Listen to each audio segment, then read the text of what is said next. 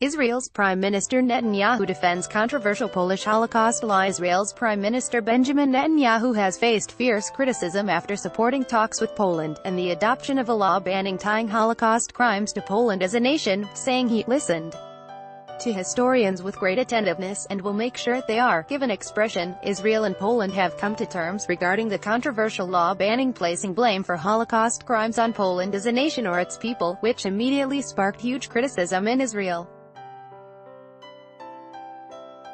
A task group led by Joseph Chehanover and Jacob Nagel worked with the Polish government to reach a compromise under the final version of law, presented during a joint statement by the Israeli and Polish sides. Those found guilty of ascribing the Third Reich's crimes against Jews to the entire Polish nation would be subjected to fines only, not prison terms.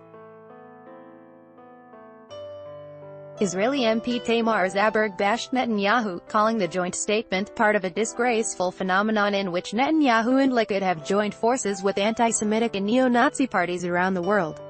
It is unbelievable that the Prime Minister of Israel is simply willing to sell the history of our people for this nonsense and to harm the millions murdered on Polish soil in this way, Zaberg said, according to Haaretz. Yehuda Bauer, a professor emeritus of history and Holocaust studies at Hebrew University and an academic advisor to Israel's Yad Vashem Holocaust Memorial, called this a betrayal. It's a betrayal of the memory of the Holocaust and the interest of the Jewish people. And the reason for it is entirely pragmatic: the diplomatic, political, and economic ties between the Israeli government and the government of Poland, he said, according to the Times of Israel. Netanyahu, however, addressed his critics saying that he had listened to the comments of historians, and will see that this is given expression. I listened with great attentiveness to the comments of historians, including those concerning some things which were not included in the statement, the Prime Minister said Sunday, according to AFP report. I respect this and will see that this is given expression, he added.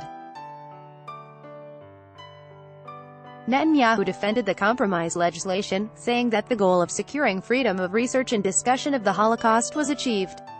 Regarding the Polish law, the goal of the contacts with the Polish government was to abrogate the criminal clauses in the Polish law that cast a pall of fear over research and free discourse regarding the Holocaust.